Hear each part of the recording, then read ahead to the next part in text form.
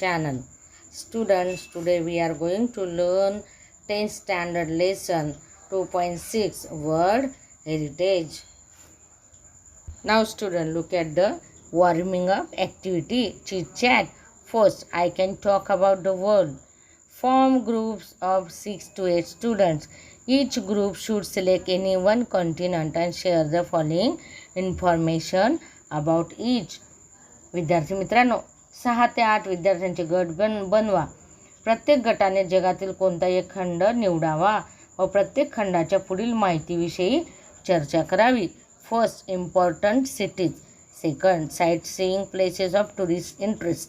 Third, food speciality cuisine. Fourth, wild life. Fifth, different types of region and vegetation. Six, human life. Now each group representative from the previously formed groups should narrate the information to the class using proper attractive sentences.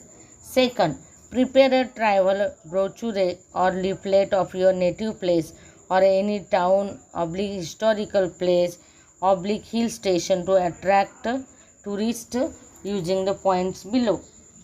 पाठ्यपुस्तक पृष्ठ क्रमांक 74 वर दिलेल्या मुद्द्यांच्या आधारे पर्यटकांना आकर्षित करण्याकरता तुमच्या मूळ गावाचे ठिकाण, कोणतेही शहर, पर्यटन स्थळ याविषयक पर्यटन माहितीपत्रक तयार करा. Get the first paragraph.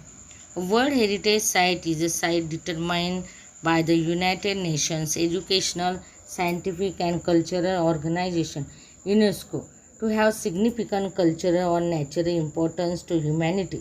As such, the sites are protected and maintained by the International World Heritage Program, which is administered by the UNESCO World Heritage Committee. Because World Heritage sites are places that are significant culturally and naturally, they vary in type and include forests, lakes, monuments, buildings and cities. विद्यार्थी मित्रांनो, जागतिक वारसा स्थळ हे मानवजातीच्या दृष्टीने सांस्कृतिक किंवा नैसर्गिक विशेष महत्त्व असणारे युनेस्को द्वारा निर्धारित केलेले एक स्थळ असते. त्यामुळे अशी स्थळे संरक्षित केलेली असतात आणि आंतरराष्ट्रीय जागतिक वारसा कार्यक्रमाअंतर्गत युनेस्कोच्या जागतिक वारसा समितीतर्फे त्यांची देखरेख केली जाते. सांस्कृतिक व नैसर्गिक दृष्टिकोनातून लक्षणीय असणाऱ्या ठिकाणांचा जागतिक वारसा स्थळांमध्ये समावेश होत असल्या कारणाने त्यांच्या प्रकारात विविधता आढळून येते. म्हणून यात अरण्ये, सरोवरे, स्मारके, इमारती आणि शहरांचाही समावेश होत असतो. Look at the second paragraph. World heritage sites can also be a combination of both cultural and natural areas.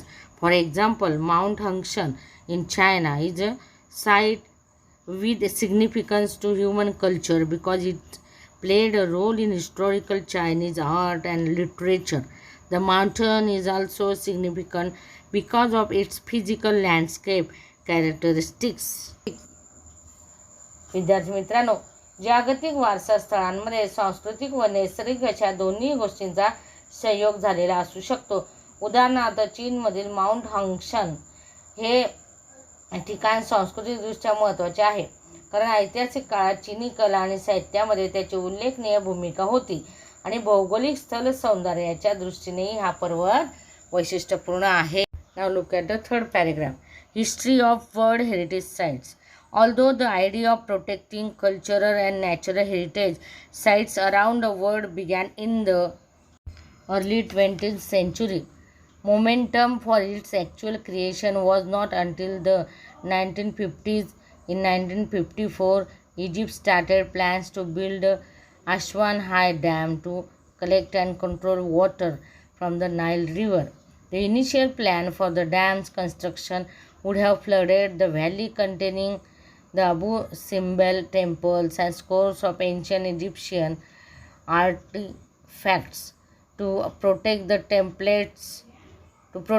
temples and artifacts, UNESCO launched an international campaign in 1959 that called for the dismantling and movement of the temples to higher ground.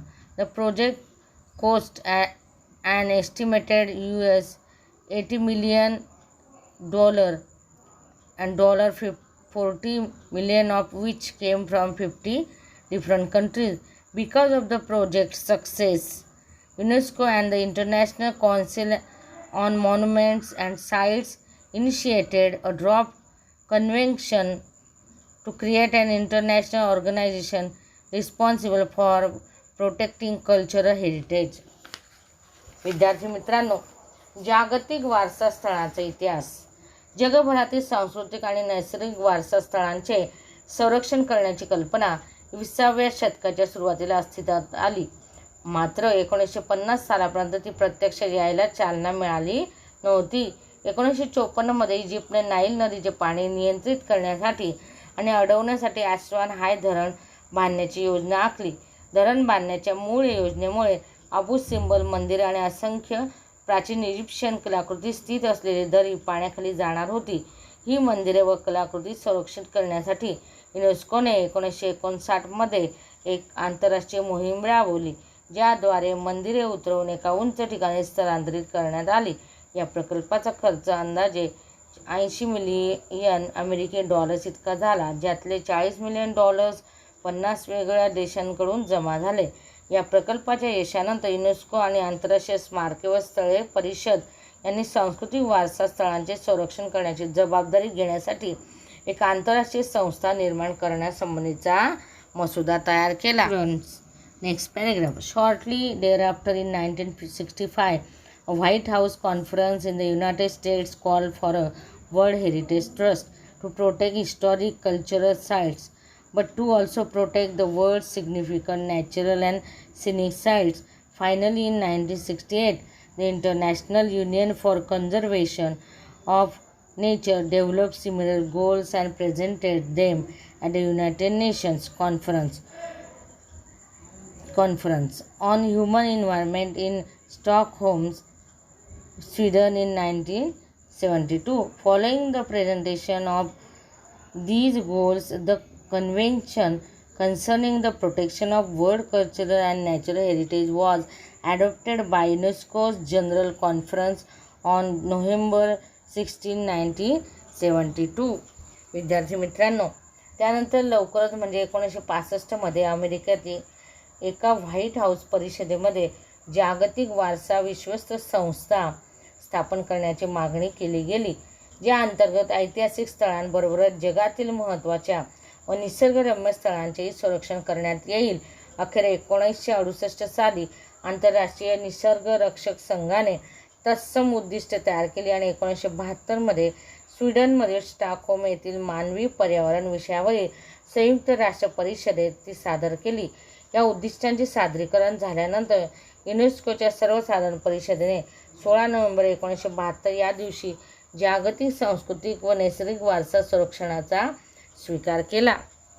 Now next paragraph. The World Heritage Committee. Today the World Heritage Committee is the main group responsible for establishing which sites will be listed as a UNESCO World Heritage Site. The committee meets once a year and consists of representatives from 21 state parties that are elected for 6-year terms by the World Heritage Center's General Assembly. The state parties are then responsible for identifying and nominating new sites within their territory to be considered for inclusion on the World Heritage List. जागतिक वारसा समिती. आज युनेस्कोच्या जागतिक वारसा स्थळांच्या यादीमध्ये कोणती ठिकाणे समाविष्ट केली जावीत याचे प्रमुख अधिकार जागतिक वारसा समितीकडे आहेत. या समितीची बैठक वर्षातून एकदा होते आणि त्यामध्ये जागतिक वारसा केंद्राच्या सर्वसाधारण कायदे मंडळाने सभेने 6 वर्षाच्या कालावधीसाठी निवडलेल्या 21 राज्य पक्षांच्या प्रतिनिधींचा सहभाग असतो. आपल्या प्रदेशातील नवीन स्थळे शोधून त्यांचा जागतिक वारसा यादीमध्ये समाविष्ट करण्याआधी विचार केला जावा यासाठी नामनिर्देशन करण्याची जबाबदारी या राज्य पक्षांची असते. Becoming a World Heritage Site. There are 5 steps in becoming a World Heritage Site. The first of which is for a country or state party to take an inventory of its significant cultural and natural sites. This is called the tentative list, and it is important because Nominations to the World Heritage List will not be considered unless the nominated site was first included on the tentative list. Next, countries are then able to select sites from their tentative lists to be included on a nomination file. The third step is a review of the nomination file by two advisory bodies consisting of the International Council on Monuments and Sites and the World Conservation Union, who then make recommendations to the World Heritage Committee. The World Heritage Committee meets once a year to review these recommendations and decide which sites will be added to the World Heritage List. The final step in becoming a World Heritage Site is determining whether or not a nominated site meets at least one of 10 selection criteria. If the site meets these criteria, it can then be inscribed on the World Heritage List.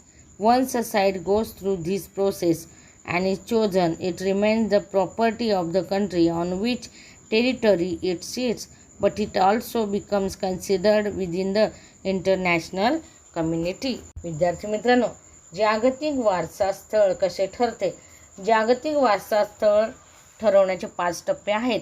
प्रथम टप्पा म्हणजे एखाद्या देशाने किंवा राज्य पक्षाने आपल्याकडील लक्षणीय सांस्कृतिक व नैसर्गिक स्थळांची संपूर्ण यादी तयार करणे. याला प्रायोगिक यादी असं म्हणतात. ही यादी अतिशय महत्त्वाची असते, कारण एखाद्या नामांकित स्थळाचा जर प्रथम या प्रायोगिक यादीमध्ये समावेश केलेला नसेल तर जागतिक वारसा याद्यासाठीच्या नामांकनामध्ये तिचा विचार केला जात नाही. त्यानंतर प्रत्येक देश आपल्या प्रायोगिक यादीतून नामांकन फाईलमध्ये समाविष्ट करण्यासाठी काही स्थळे निवडतो.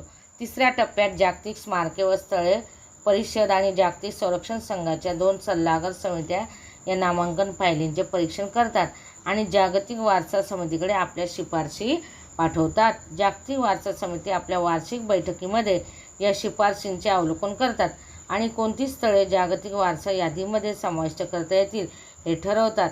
जागतिक वारसा स्थळ बनण्याचा शेवटचा टप्पा म्हणजे प्रस्तुत नामांकित स्थळ हे 10 निवड निकषांपैकी किमान 1 निकष पूर्ण करते की नाही हे तपासणे. या स्थळाने जर निकष पूर्ण केले तर जागतिक वारसा यादीमध्ये तिचे नाव नोंदवले जाते. एखादे स्थान या संपूर्ण प्रक्रियेतून निवडले गेल्यानंतर ते ज्या भागात आहे त्या देशाची मालमत्ता तर असतेच, परंतु आंतरराष्ट्रीय समुदायाचाही महत्त्वपूर्ण भाग म्हणून ते गणले जाते. Now look at the next paragraph. Types of World Heritage Sites. As of 2009, there are 890 World Heritage Sites that are located in 148 countries.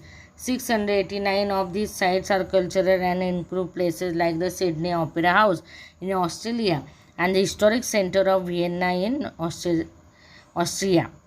176 are natural features such locations as the U.S.'s Yellowstone and Grand Canyon National Parks. 25 of the World Heritage Sites are considered mixed natural and cultural. Peru's Machu Picchu is one of these. Italy has the highest number of World Heritage Sites with 44. विद्यार्थी मित्रांनो, जागतिक वारसा स्थळांचे प्रकार. 2009 मध्ये गणना केली 148 देशांमध्ये अस्तित्वात असलेले एकूण 890 जागतिक वारसा स्थळे आहेत. त्यातील 689 स्थळे सांस्कृतिक आहेत, ज्यात ऑस्ट्रेलियातील सिडनीचे ऑपेरा हाऊस आणि ऑस्ट्रियातील व्हिएन्ना येथील ऐतिहासिक केंद्र यांचा समावेश होतो. 176 ठिकाणं नैसर्गिक आहेत. उदाहरणार्थ अमेरिकेतील Yellowstone and grand canon national parks. जागतिक वारसा स्थळांपैकी 25 ठिकाणे संमिश्र आहेत. पेरूचे माचू पिच्चू हे त्यापैकी एक आहे. इटलीमध्ये सर्वाधिक म्हणजे 44 जागतिक वारसा स्थळं आहेत. Students, India has 36 means 28 cultural, 7 natural and 1 mixed World Heritage Sites. The World Heritage Committee has divided the world's countries into 5 geographic zones which include first Africa, second Arab states, third Asia Pacific, fourth Europe and North America and fifth Latin America and the Caribbean. विद्यार्थी मित्रांनो, भारतात 36 म्हणजे 28 सांस्कृतिक, 7 नैसर्गिक आणि 1 मिश्र स्थळे आहेत. जागतिक वारसा समितीने जगातील देशांची 5 भौगोलिक प्रदेशांमध्ये विभागणी केली आहे. ती अशी: 1 आफ्रिका, 2 अरब राष्ट्रे, 3 आशिया पॅसिफिक, 4 युरोप व उत्तर अमेरिका आणि 5 लॅटिन अमेरिका व Caribbean. And last paragraph of the lesson. World Heritage Sites in danger. Like many natural and historic cultural sites around the world, many World Heritage Sites are in danger of being destroyed or lost due to war, poaching, natural disasters like earthquakes, uncontrolled urbanization, heavy tourist traffic, and environmental factors like air pollution and acid rain.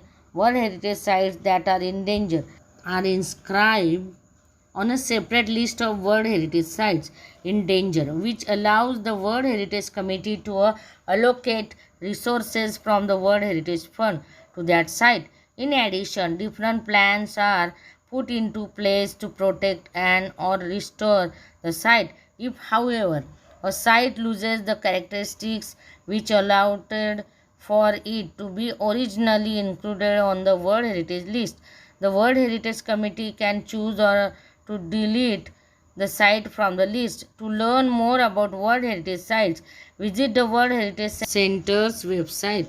विद्यार्थी मित्रांनो, धोक्यात असलेली जागतिक वारसा स्थळे. जगभरातील कित्येक नैसर्गिक, ऐतिहासिक व सांस्कृतिक स्थानांप्रमाणे अनेक जागतिक वारसा स्थळांना आज धोका निर्माण झाला आहे.